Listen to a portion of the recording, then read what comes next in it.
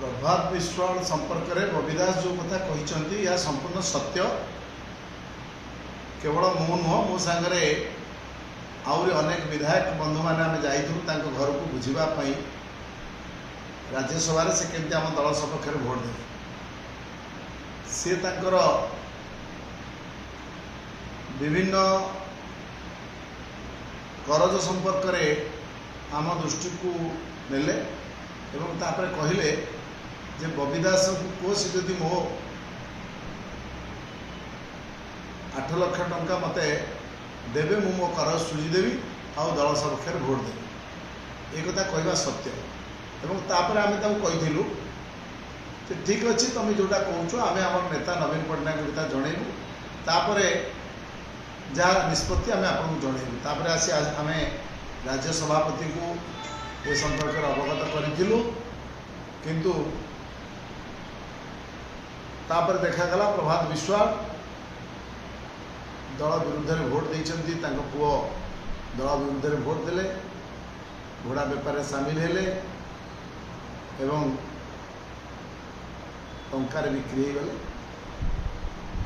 तेणु से जो बिजु लिगासी कथा कहते ये गोटे धर्म को आखिठार गोटे बाहाना से केवे बिजु पट्टनायक संगे नथिले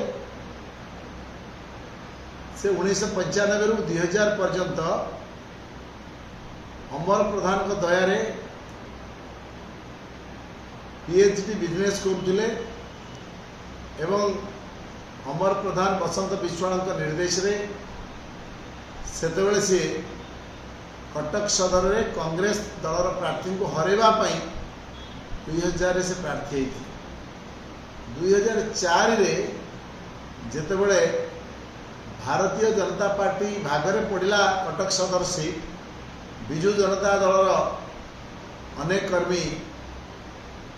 तांको सहयोग करथिले एवं से जीति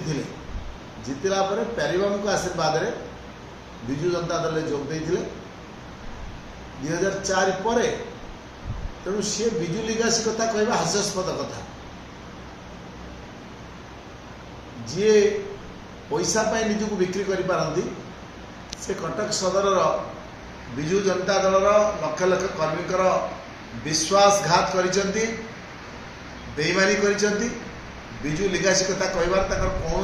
नैतिक अधिकार नहीं।